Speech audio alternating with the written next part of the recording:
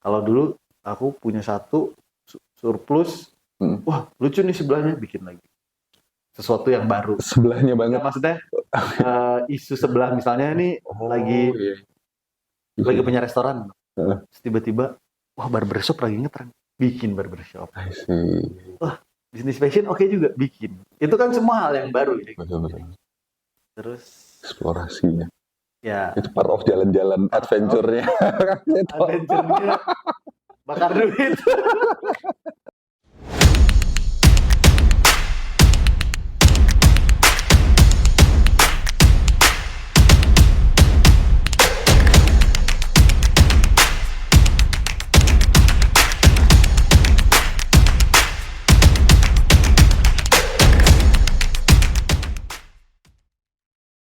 Iya. Ya gitu. Nah akhirnya ya udah, akhirnya ketika kebangkrutan itu ya, dan saya juga waktu S2-nya studinya tentang apa ya, komodifikasi cita rasa judulnya sih. Jadi gimana ya? Gampangnya tuh bahwa cita rasa itu, taste itu dikonstruksi sebetulnya. Dalam tesis saya itu dikonstruksi oleh banyak hal, elemen-elemennya. Ini kan aku ngomonginnya di industri restoran di Kota Bandung. Jadi ngomongin itu mulai dari ambience, pelayanan. Jadi makanan tuh elemen persekian dari elemen yang lain untuk menentukan makanan itu enak apa enggak. Kira-kira kayak gitu loh. Nah, dari situ bangkrut restoran semuanya.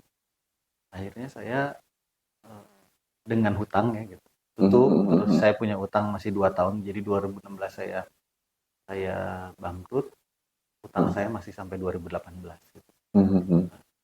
Terus saya menyelamatkan diri lah ke kampus gitu. Menyelamatkan diri ke kampus jadi dosen. Nah, jadi awalnya dulu itu ada mata kuliah baru di Unpad, itu makanan dan kebudayaan. Terus saya datang, saya masuk itu untuk menjadi dosen tamu karena praktisi hitungannya gitu.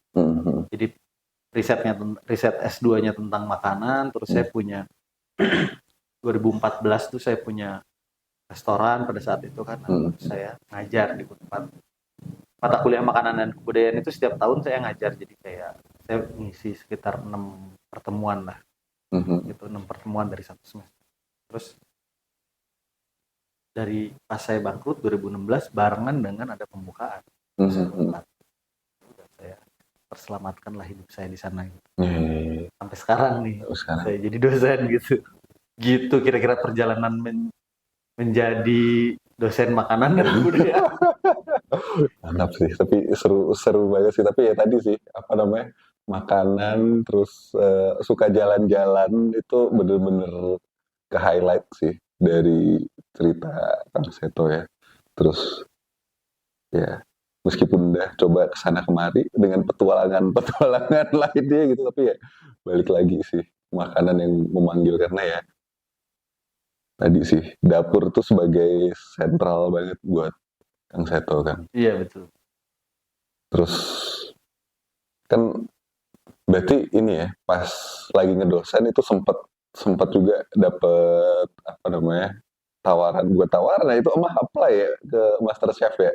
Atau gimana itu? Iya, jadi itu sebenarnya produk pandemi lah. Kalau setiap orang pasti selama pandemi punya aktivitas yang lain dari kesehariannya gitu. Betul. Ada yang tiba-tiba bercocok tanam, ada yang tiba-tiba jago bikin sourdough gitu. Ada yang tiba-tiba bisa ngelas gitu kan, apapun lah ya. Betul. Nah, waktu itu jadi ceritanya saya kan memang dulu itu pasti pergi-pergi terus ya, pergi-pergi jalan-jalan, cari riset, kalau enggak cari apa aja pokoknya biar bisa pergi-pergi. Nah pas pandemi ini kan tiba-tiba semuanya berhenti ya, kita nggak kemana-mana, ngajar aja dari rumah gitu kan.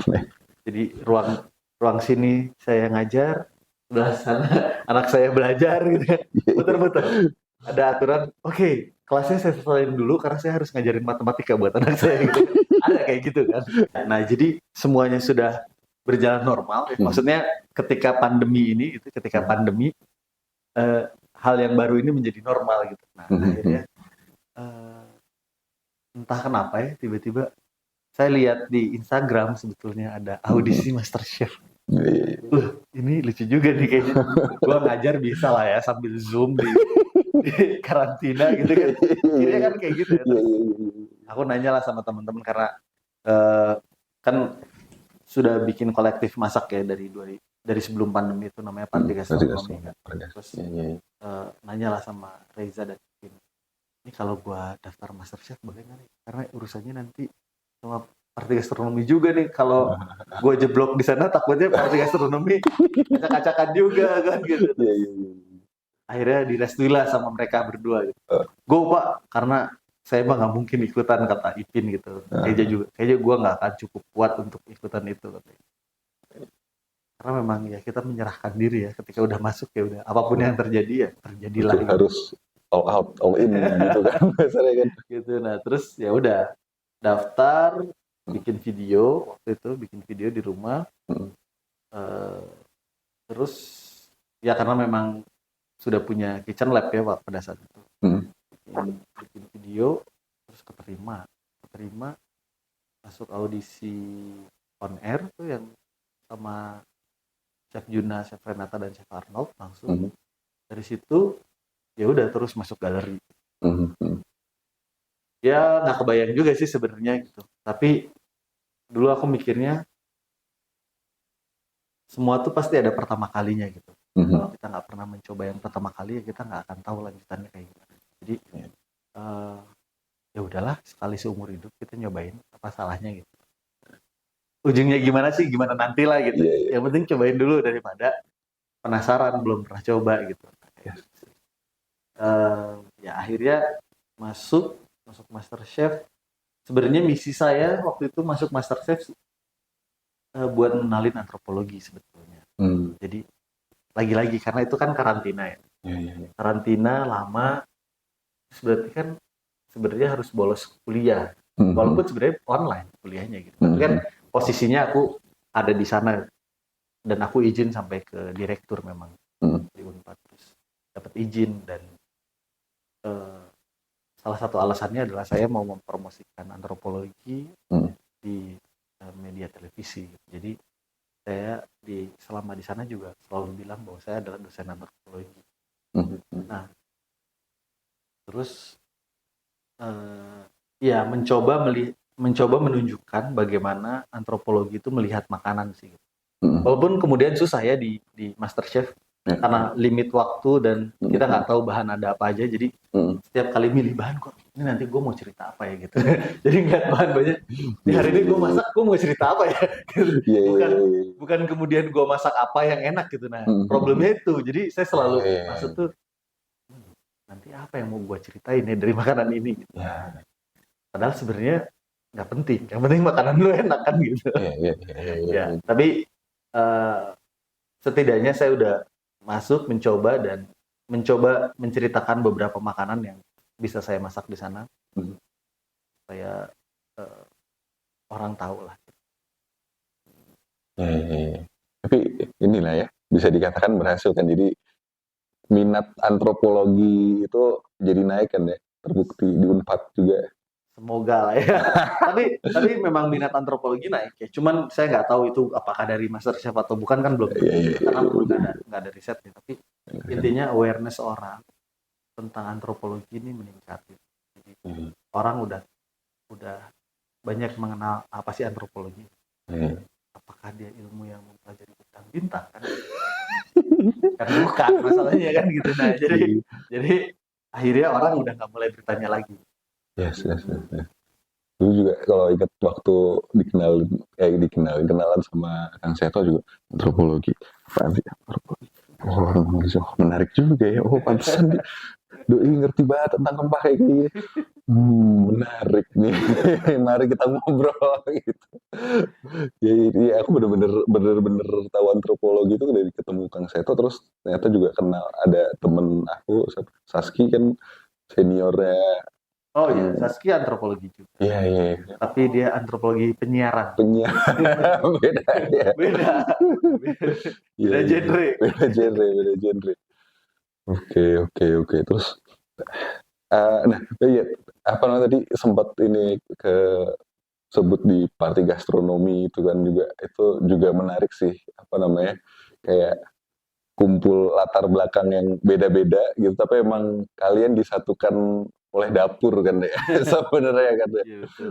apa namanya ada Kang Seto dari dosen terus ada Kang Ipin pengusaha fashion gitu kan tapi lucu sih Kang Ipin aku cukup apa namanya pernah belajar juga sama Kang Ipin kan tentang kewirausahaan terus ada Kang Reza dari NGO ya Iya betul. FAO tapi FAO betul. mantap mantap mantap itu gimana tuh ceritanya tuh Ya jadi sebenarnya kalau party gastronomi sendiri itu sebenarnya eh, itu kita sebetulnya sudah sering ketemu satu sama lain. hmm. Awalnya ya sudah sering Hmm. ketemu satu sama lain di skena-skena kuliner di Kota Bandung lah gitu, festival kuliner lah, Asik, kalau ada asik, pop asik. up siapa gitu kita sering ketemu gitu. Ya, Kalau ya. enggak misalnya Om Ipin bikin pop up saya datang, Eja ngebantuin sebagai helper waktu itu Hmm. pernah kayak gitu. Nah, terus sampai satu waktu ya udah eh, kayaknya kita perlu bikin sesuatu nih. Visinya adalah kita bisa sampai duluan dikenal orang di Indonesia, baru kemudian tugas kita adalah menarik orang-orang Bandung untuk ikut dikenal juga di Indonesia. Nah sebenarnya itu awalnya tuh kayak gitu. Jadi Ya, ya. gimana caranya kita bisa dikenal dulu di Indonesia, terus supaya skena kuliner Bandung ini juga bisa kita bawa. Gitu. Terakhir kemarin di Ubud Festival itu kita diundang di Ubud Festival, tapi kita juga membawa teman-teman dari Bandung untuk ikutan juga mengisi acara di sana. Jadi waktu itu di link kita, ya oke, tapi saya mau bawa dua teman kita untuk apa namanya, untuk ikutan di sana, gitu. Untuk ikutan program di sana. Jadi kita bawa Seroja, Faza dan timnya, kemudian bawa Ozati juga sama Oza dan timnya untuk bikin masterclass dan juga live cooking juga panel di sana. Nah, jadi sebenarnya dulu awalnya kayak gitu karena kita ngelihat di Bandung itu banyak banget sebetulnya talenta-talenta orang yang fokus pada makanan, fokus pada pangan gitu. Tapi ya karena dulu kalau sekarang mungkin sosial media sudah memudahkan orang untuk mendapat informasi ya. Kalau ada sesuatu yang bagus di manapun kita bisa dapat. Kalau dulu kan kalau kita nggak ada jalurnya kita sulit. Gitu. Akhirnya yaitu pada saat itu kita mencari jalur untuk bisa dikenal lah gitu di Indonesia. Ya. Betul. Setuju. Sekarang makin banyak jalur sosial media sangat membantu apa namanya kayak sosial media ini oke udah kita jalanin terus ternyata banyak jalan-jalan lain yang kemarin-kemarin nggak kita pikirin gitu nggak sih terus uh, ya kan sekarang juga berarti ada juga kemarin di kisah rasa tuh itu berarti kan diselekan dari MasterChef terus ya meskipun mungkin bukan jadi yang juara satunya tapi terkenang juga nih di senior chef kita kan berarti kan itu gimana tuh ceritanya tuh Nah ini nggak tahu juga sih sebenarnya kisah rasa ini kenapa. Jadi yang saya jadi waktu itu tuh ada tim kisah rasa kontak saya. Kita mau ke Bandung nih, mau bikin film tentang apa namanya, mau bikin film tentang singkong. Terus setelah kita tanya-tanya orang, semuanya mengerucut ke Mas Seto nih katanya gitu. Di timnya itu. Maksudnya gimana nih? Ya kita mau nanya-nanya nih tentang singkong kayak gimana gitu, sejarahnya dan lain-lain. Oh ya udah main aja ke dapur lah, saya bilang. Karena pada saat itu sulit kan kalau janjian di mana di luar gitu. Kalau mau ngobrol, ya udah ngobrol aja dulu ke dapur. Datanglah dia ke dapur. Terus di dapur saya itu ada ini kan, ada figura yang ada master chefnya, jadi semua kontestan emang dapat itu satu. Loh, Mas master chef toh katanya gitu.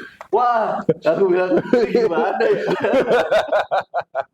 Terus oke, iya bener, aku master chef juga. Oh, saya tahunya malah karena antropolog gitu. Jadi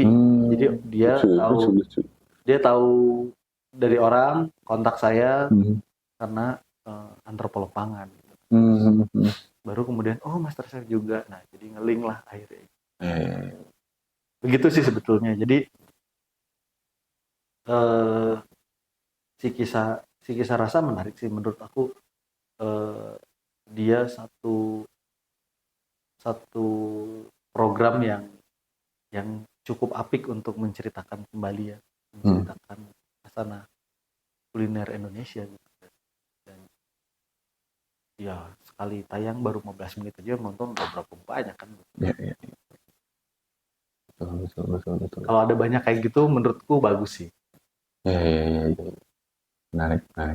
Tapi oke, aku mulai sebelum mulai ngobrolin nih kira-kira ke depan kayak gimana nih dari kacamata Kang Seto. Tapi aku pengen tanya kalau dari Kang Seto sendiri ini tentang kuliner masakan Indonesia atau rempah Indonesia yang berhubungan, karena apa namanya, aku juga ngelihat bahwa makanan di Indonesia nggak bisa lepas dari rempah-rempah yang ada di Indonesia ini kan ya. Kalau dari dirimu sendiri sebagai dosen antropolog, dirimu punya keresahan apa sih terkait ini? Ya sebenarnya gini sih, sebenarnya kan kalau ngomongin rempah itu kan, nah awalnya sebenarnya kegelisahan saya itu ketika orang itu semakin mudah untuk mendapatkan makanan dengan dengan kemudahan aplikasi gitu ya, membuat mereka udah lagi nggak processing their food gitu, jadi semuanya cuman sampai depan meja dia makan. Makan pun kadang-kadang ya karena mode of production-nya bukan memproduksi pangan lagi gitu, karena mode of production-nya adalah menjadi scriptwriter, menjadi researcher, atau misalnya menjadi content creator atau apapun gitu.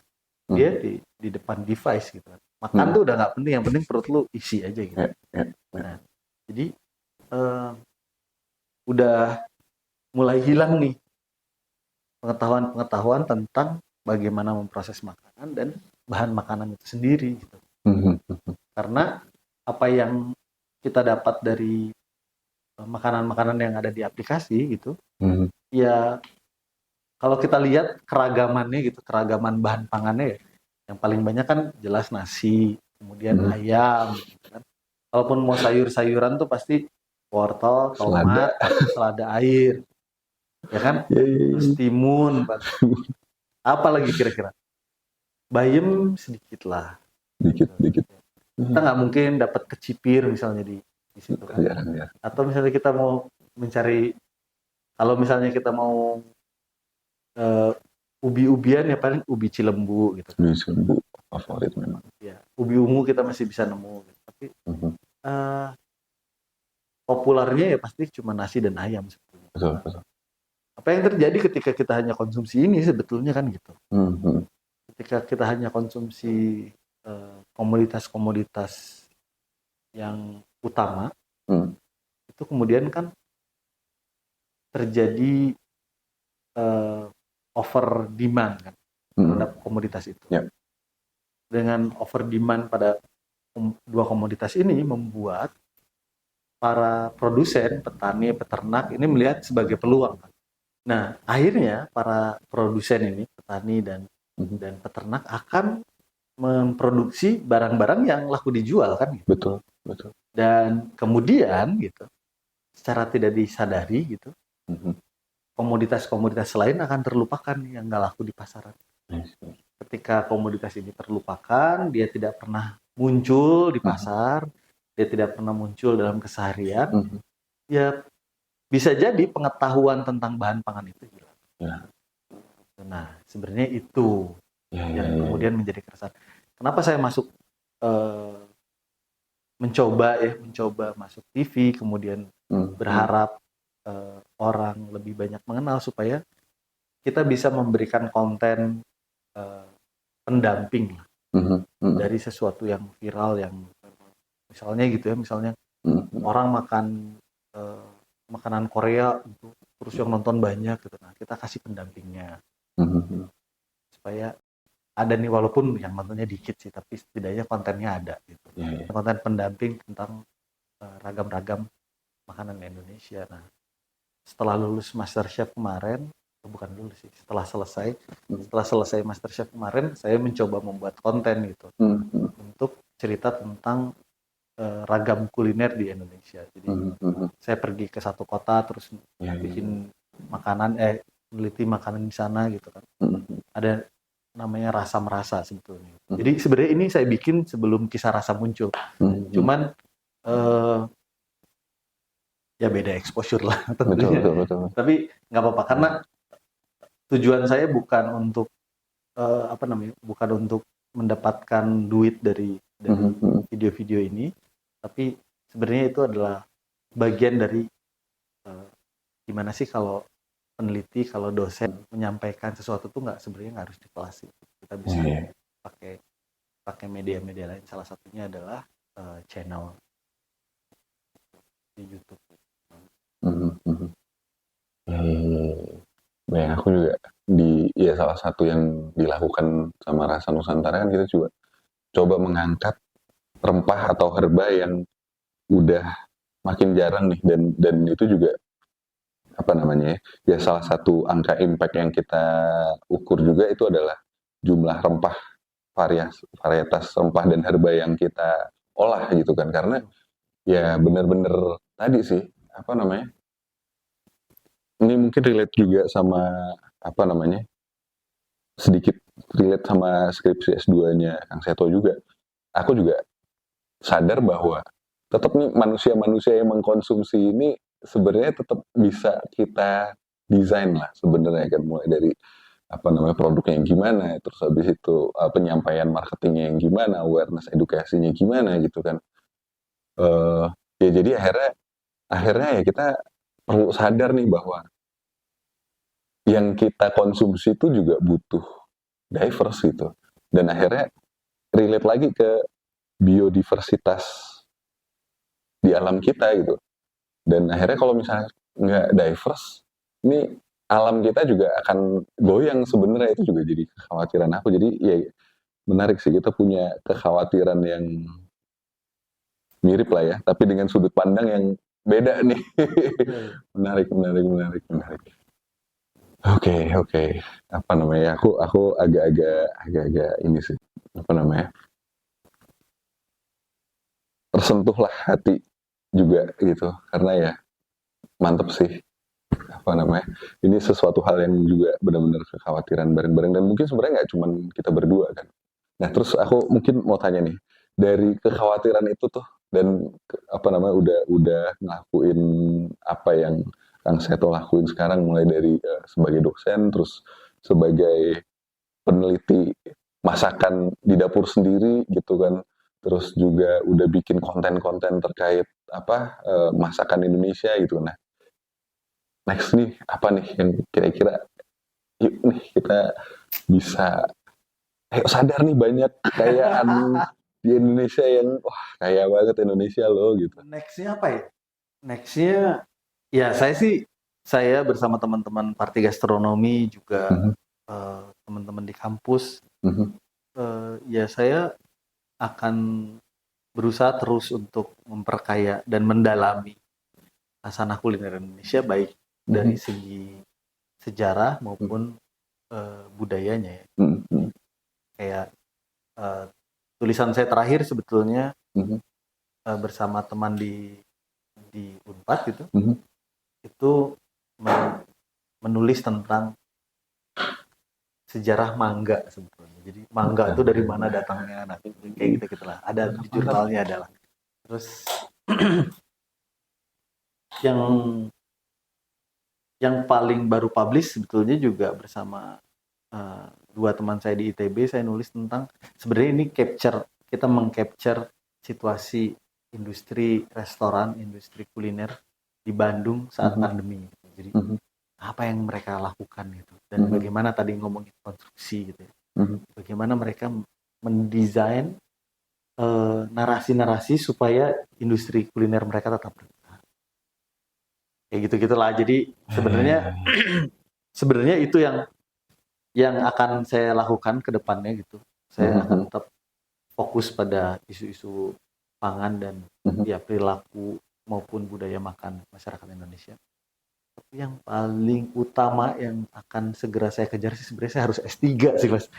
Ayolah, harus Itu sebagai dosen wajib sekarang ya. itu kewajiban sebenarnya, kewajiban saya harus S3. Jadi ya, proposal sudah dibuat, tekad yang belum ada. Nggak maksudnya, karena ya S3 itu mau nggak mau kita, kalau saya mikirnya karena saya punya anak, punya istri gitu. Ketika S3 nih, ya rezeki siapa yang tahu, tapi kan kita harus bisa ngitung juga gitu ya. S3 ini kan penghasilan pasti akan berkurang gitu. Nah, tapi pengeluaran nih, wah gimana ya? Nah, ini yang masih tarik ulur nih kira-kira. Gimana ya gue kalau sekolah nanti anak gue sekolahnya gimana ya gitu kan? Ya gitu-gitulah. Itu yang sebenarnya yang bikin saya masih belum maju-maju S3. Nah, tapi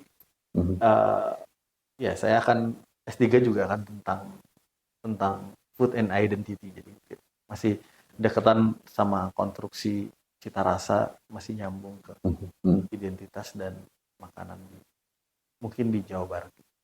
Mungkin site-nya masih bisa lompat-lompat tapi isunya udah dikunci. Kalau dari Kang Seto mungkin ada pesan-pesan khusus nih buat pemirsa merasa nih. Nah, yang paling sering saya omongin adalah mulai pertanyakan apa yang kita makan. Dengan mempertanyakan dari mana makanan kita datang, bagaimana diprosesnya, kita bisa mengapresiasi sebetulnya apa yang kita makan. Ketika kita sudah bisa mengapresiasi apa yang kita makan, dari situ tumbuh kepedulian sebetulnya. Nah, ketika kita sudah peduli dengan apa yang kita makan, harapannya kita bisa melestarikan gitu. Kira-kira gitu ya. Jadi setelah itu bisa lestari, berarti generasi-generasi selanjutnya masih dapat melihat nih makanan-makanan ini. Ya. Mantap. Thank you banget Kang Seto. Itu tadi sedikit cerita dari Kang Seto Nurseto, seorang antropologis dari Unpad. Jangan lupa klik like, share, dan subscribe untuk video-video kami. Sampai jumpa pada podcast kita selanjutnya.